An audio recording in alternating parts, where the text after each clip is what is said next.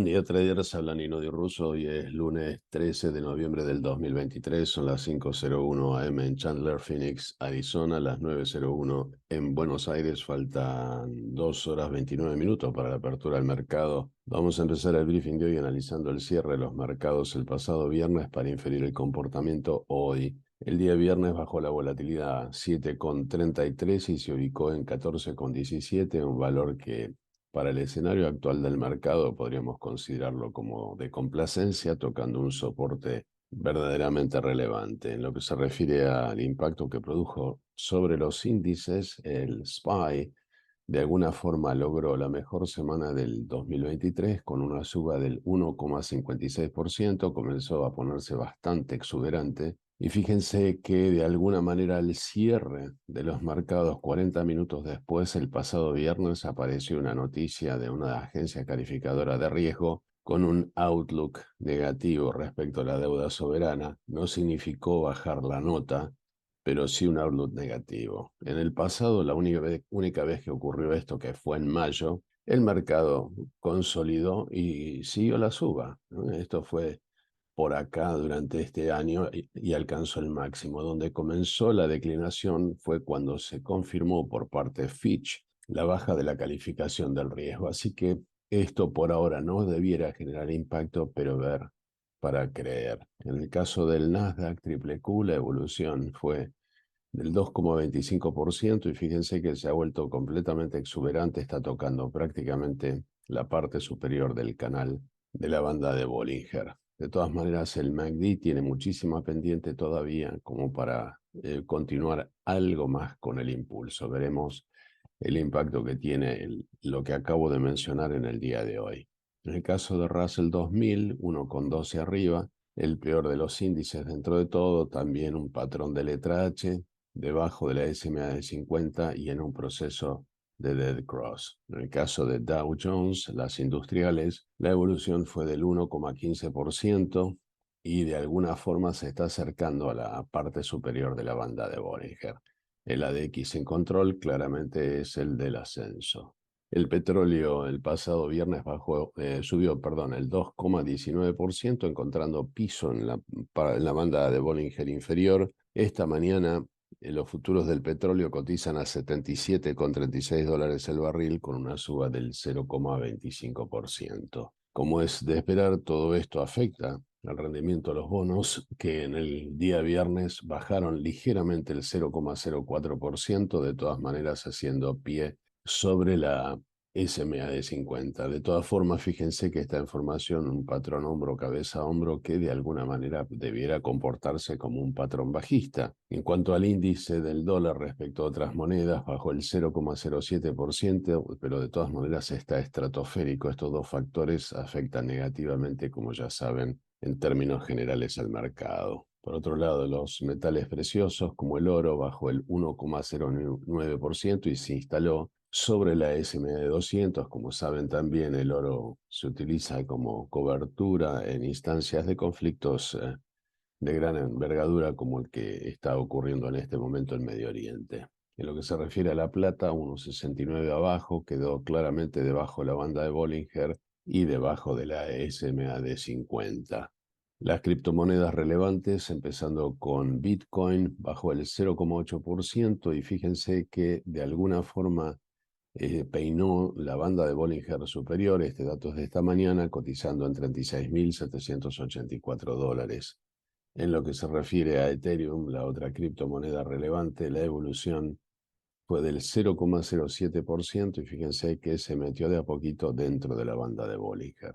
Los papeles que explican la mitad del comportamiento del Nasdaq, comenzando con Amazon, 2,11% arriba y también muy exuberante, muy cerca de la banda superior de Bollinger, y también con el RSI cercano a 70. En lo que se refiere a Meta ex Facebook, misma situación, 2,56% arriba. De todas maneras tiene un MACD y una DX y con el control del ascenso. En lo que se refiere a Microsoft, 2,49 arriba y fíjense, cadena de ascensos imparables con prácticamente 9 velas ya de ascenso sin lugar a dudas, lo cual calificaría para un pullback. En lo que se refiere a Netflix, 2,78 arriba Mismos comentarios que el resto de los papeles, el MACD todavía con una enorme pendiente y fíjense en el RSI está completamente exuberante, listo para una caída.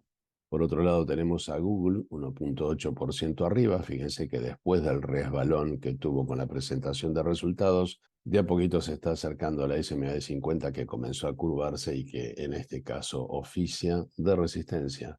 Por otro lado tenemos a Apple, el otro gigante del Nasdaq, completamente exuberante, 232 arriba, rompió la banda de Bollinger y fíjense que está con el RSI en 70. Tenemos a Tesla, el gigante de los autos eléctricos, con 2,22% arriba. Fíjense que todavía viene peinando por debajo la SMA de 200, la SMA de 50 curva con pendiente negativa. En lo que se refiere a los autos eléctricos del sector, comenzando con Lucid, la evolución fue del 1,2% alcista, tocando de alguna manera el mínimo del año 2023, en una cotización virtualmente ridícula para lo que es este papel. Vamos a ver si se recupera. Se viene un cruce del MACD, que es un patrón de alguna manera todavía bajista. En lo que se refiere a NIO, los autos eléctricos de capital chino, la evolución 3,08% abajo y fíjense que prácticamente está haciendo un doble piso en un patrón de letra H que es un patrón bajista. Por otro lado tenemos los ETFs que miramos habitualmente, por ejemplo SOXL, 12% 0,2 alcista, impresionante. En el mismo día que veíamos prácticamente el dead cross, ¿no? Estamos viendo la expansión del squeeze y prácticamente 9 velas imparables de ciclo de ascenso, tocando la banda de Bollinger superior, muy cerca del RSI de 70, así que es probable que haga algún estirón más viendo el MACD con pendiente que tiene, pero mucho cuidado con esto que está tan exuberante que lo normal sería observar alguna suerte de pullback. En lo que se refiere al ABU, el ETF de las biotecnológicas, la evolución fue del 0,74%, en un colgado negro, quiere decir que abrió más alto de lo que cerró y el cierre más alto que el del día anterior, y en el fondo es un patrón de letra H, que es un patrón de caída. En lo que se refiere a ARK, el ETF de innovación de Cathie Woods, 1,64% alcista, cerrando arriba de la SMA de 50. Por otro lado, tenemos a Macy's, que presenta dividendos esta semana, cayó el 1,08% y perdió prácticamente lo que había recuperado en esta buena semana, volviendo a prácticamente los valores de soporte del último mes y medio. Los mercados de futuros, esta mañana la volatilidad está en baja 0,92. De todas maneras, fíjense que T2122, que es 4 Weeks New High, New Low, prácticamente quedó a mitad de camino de reasumir el release rally o de bajar a una nueva corrección. De todas maneras, la volatilidad está en un patrón de falla, está debajo de la EMA 3, de la EMA 8, del Volatility Stop y del Trendinator. De todas formas, como lo vimos en el otro gráfico, está en un valor de soporte a partir del cual podría rebotar. Los futuros del Nasdaq en este momento están 37 puntos abajo. Fíjense que el Commodity Channel Index todavía tiene buena pendiente. El RSI Stochastic comenzó a enfilar con pendiente negativa. En la semana tenemos un gigantesco squeeze. Ahora veamos un poco el tema del squeeze. Tiene histograma alcista, la vela arriba del promedio ponderado de 20 y las semas apiladas. Se viene un dipio movo de cruz, el RSI está alcista. Es muy probable que el desarrollo de este squeeze sea completamente vertical y en el ascenso. Veremos si acompaña la evolución del mercado con lo que acabo de decir. Standard & Poor's 9 puntos abajo esta mañana y fíjense que está tocando un volume price, un nivel calculado con volumen que oficia de resistencia. De todas maneras, el Commodity Channel Index tiene buena pendiente, el RSI, al igual que el Nasdaq, con pendiente negativa. En la semana vemos algo de pendiente todavía. El Commodity Channel Index, el histograma al menos está alcista, las semas están apiladas y está cotizando arriba del promedio ponderado de 20.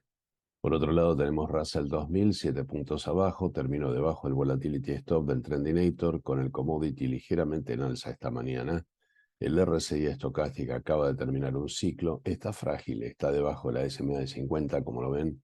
En la semana lo que vemos que al menos está arriba del Volatility Stop, pero debajo del Trendinator. Así que está también frágil, ligeramente bajo del EMA 3 y de la EMA 8.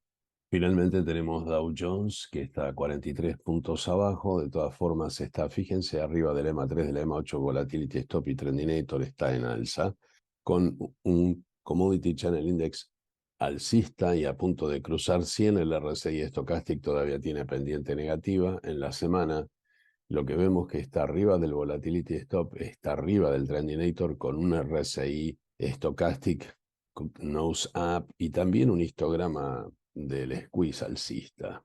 Esta semana tenemos algunos datos relevantes que comienzan con el día martes, nada menos que el IPC, el índice de precios al consumidor, y por cierto también tendremos el IPC argentino. El día miércoles tendremos las ventas minoristas, tendremos el índice del precio al productor y también los inventarios de petróleo. El jueves el tradicional subsidio al desempleo, el índice manufacturero de Filadelfia y los permisos de construcción.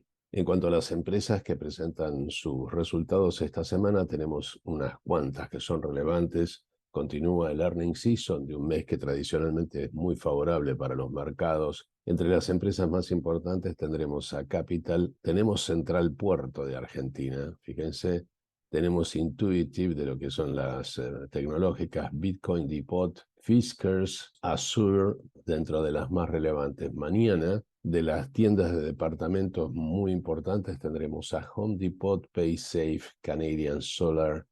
Entre las más importantes antes de la apertura, en el aftermarket tendremos a Sigma Record.